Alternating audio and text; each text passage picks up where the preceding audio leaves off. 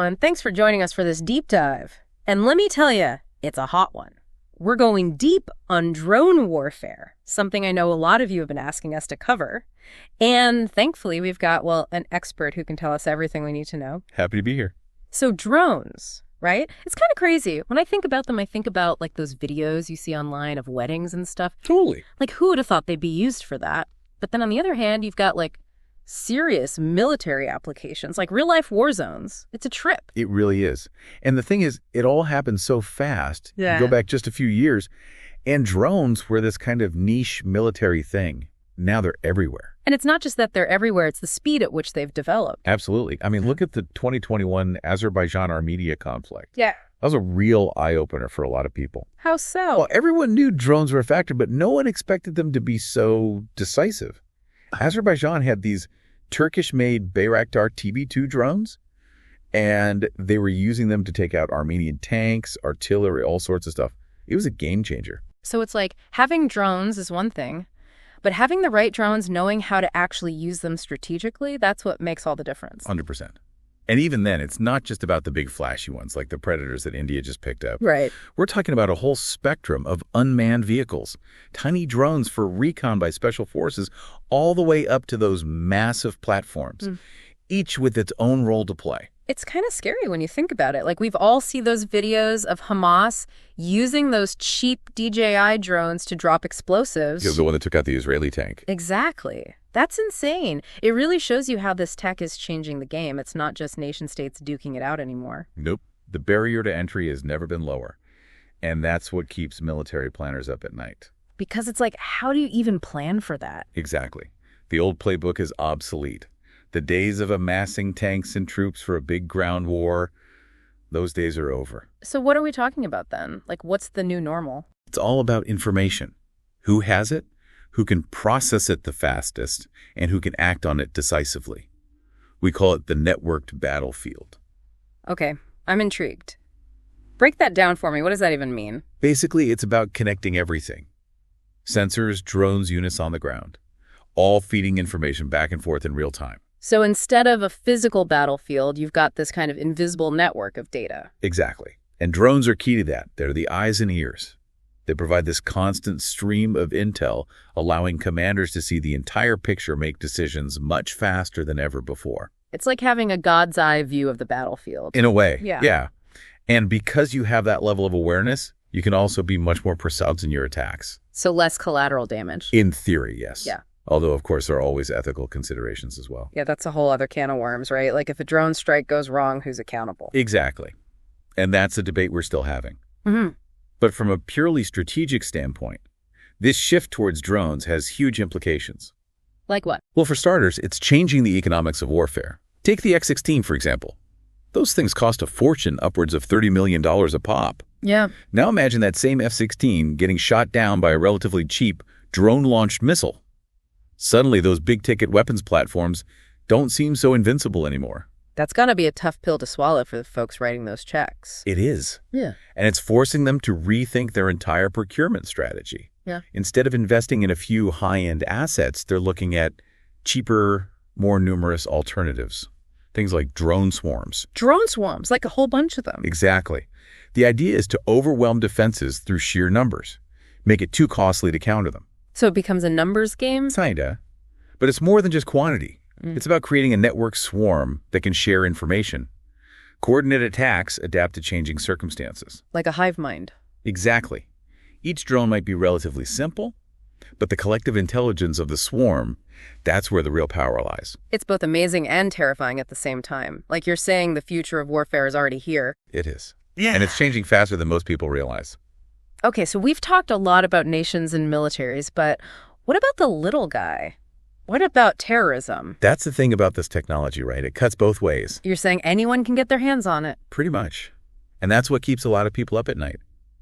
Imagine a commercially available drone rigged with explosives or chemical weapons. Okay, now that's just scary. And we're not even talking about AI-controlled swarms yet. That's a whole other level of terrifying. Yeah. Remember that YouTube doc about AI drone swarms? Dude, I had nightmares after watching that, and it's not even that far-fetched. Nope. AI is advancing at an alarming rate. Okay. And the idea of autonomous drones carrying out attacks without any human intervention. That's some Black Mirror stuff right there. And it makes you wonder, like, we're already struggling with the ethics of drone warfare now. Right. But what happens when you take humans out of the equation altogether? That's the million-dollar question. Right. Right. And it's something we need to be thinking about right now because the tech is already here. It's a lot to unpack. But let's try, shall we? Let's bring it back down to earth for a second and talk about a very real conflict that's happening right now. The situation between Israel and Iran. I think it's a perfect example of how all these advancements we've been talking about are playing out in the real world. Absolutely. It's like a case study in modern warfare. So for anyone who might not be up to speed on all the history, can you give us a quick rundown of the Israeli-Palestinian conflict? Just the SparkNotes version. Sure, it's a long and complicated history, but essentially it boils down to this. You had the Holocaust, which led to this global push for a Jewish homeland, which eventually resulted in the creation of Israel in 1948. But that in turn led to the displacement of a lot of Palestinians, creating this ongoing conflict over land and resources. And it's not like things have calmed down since then. Not at all. There have been multiple wars, countless smaller skirmishes, terrorist attacks. It's a cycle of violence that's been going on for decades. And it seems like Israel's approach to dealing with these threats has changed in recent years. It has. They're definitely taking a more assertive stance. We saw it with their response to the rocket attacks from Gaza. The use of precision airstrikes, often carried out by drones to target Hamas infrastructure and leadership. It's a clear shift in tactics. And then there's Hezbollah in Lebanon. The whole pager attack thing was wild. Like, who even knew pagers were still a thing? Right. But it was incredibly effective. They managed to sow chaos and fear with something so low-tech. And then you have the targeted strikes on Hezbollah infrastructure, the assassination of key figures. It all points to a more confident and perhaps less patient Israel. I think that's a fair assessment. They're facing threats on multiple fronts, Iran being the biggest one.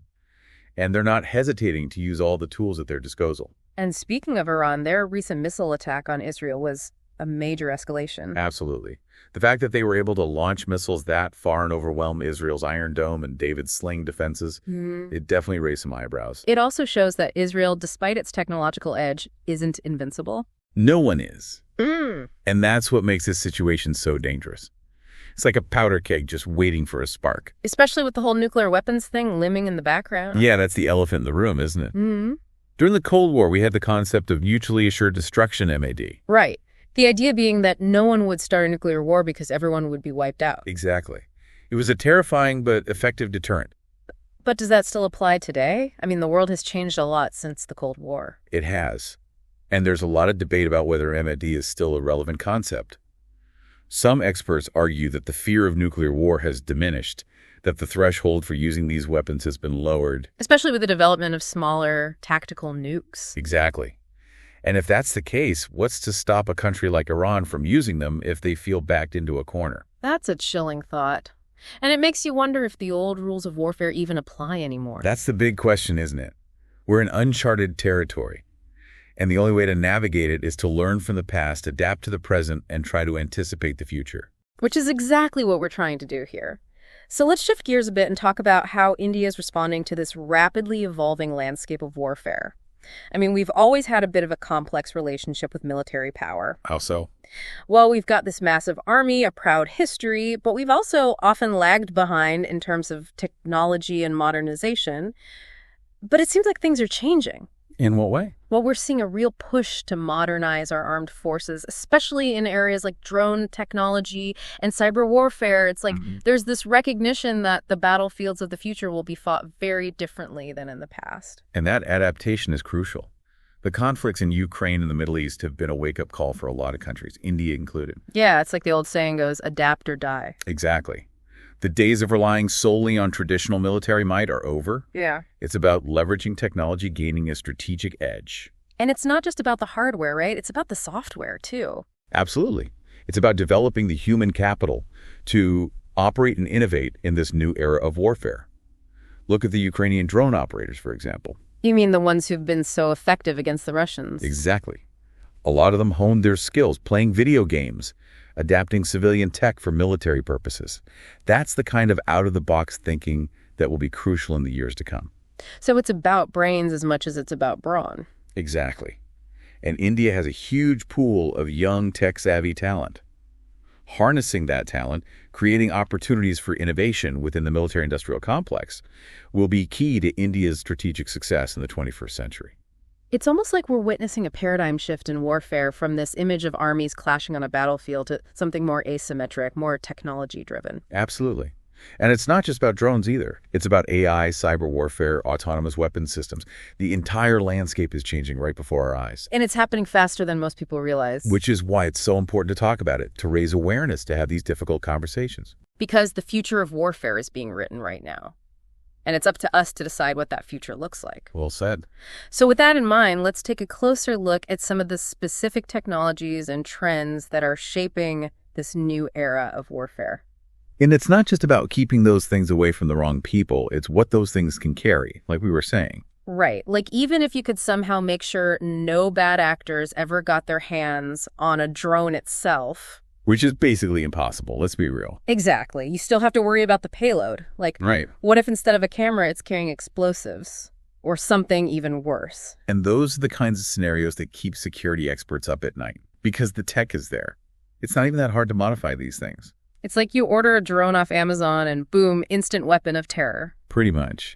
And the scariest part, we're only talking about individual drones here. You're talking about swarms, right? Like that documentary we talked about? Exactly. Imagine a whole swarm of AI-controlled drones carrying out a coordinated attack. Don't even get me started on that documentary. I still have nightmares. It's some scary stuff. And the reality is it's not that far-fetched AI is advancing at an incredible pace. Too fast, if you ask me. And when you combine that with the rapidly evolving capabilities of drones, well, let's just say it's not a future I'm looking forward to. It's like something out of a sci-fi movie. But hey, at least with the drones we have now, there's still a human in the loop. For now, at least. Yeah. But even that is starting to change. You're talking about autonomous weapons systems. Exactly. Weapons that can make their own decisions about who to target and when to fire. That's pretty unsettling. It's like we're handing over the keys to our own destruction. It's a slippery slope, to be sure. And it raises a whole host of ethical questions, like if an autonomous drone malfunctions and kills innocent people, who's responsible? The programmer. The manufacturer. The government that deployed it. It's a legal and moral minefield. And one that we haven't even begun to navigate. It's like we're playing catch-up with our own technology. We are. And the stakes have never been higher. So let's talk about those stakes. Let's bring it back down to earth for a minute and talk about a real-life conflict that's happening right now. The situation between Israel and Iran. A textbook example of how all these technological advancements are playing out on the world stage. It's like a case study in modern warfare. So for anyone who might not be familiar with the history, can you give us the SparkNotes version of the Israeli-Palestinian conflict? Sure. It's a long and complicated history, but in a nutshell, you had the Holocaust, which led to a global push for a Jewish homeland, which ultimately resulted in the creation of Israel in 1948. But that in turn led to the displacement of many Palestinians, creating this ongoing conflict over land and resources. And that conflict is still going on today, obviously. Absolutely. There have been multiple wars, countless smaller skirmishes, terrorist attacks. It's a cycle of violence that's been going on for decades. And it seems like Israel's approach to dealing with these threats has changed in recent years. It has. They're definitely taking a more assertive stance. We saw that with their response to the rocket attacks on Gaza. You're talking about the use of precision airstrikes. Exactly. Often carried out by drones to target Hamas infrastructure and leadership. It's a clear shift in tactics. And then you have the whole Hezbollah situation in Lebanon. That whole pager attack thing was crazy. Like, who even knew pagers were still a thing? Right. But it was incredibly effective. They managed to create chaos and fear with something so low-tech. And then, of course, you have the targeted strikes on Hezbollah infrastructure, the assassination of key figures. It all points to a more confident and perhaps less patient Israel. I think that's a fair assessment. They're facing threats from multiple fronts, Iran being the biggest. And they're not hesitating to use every tool at their disposal to combat those threats.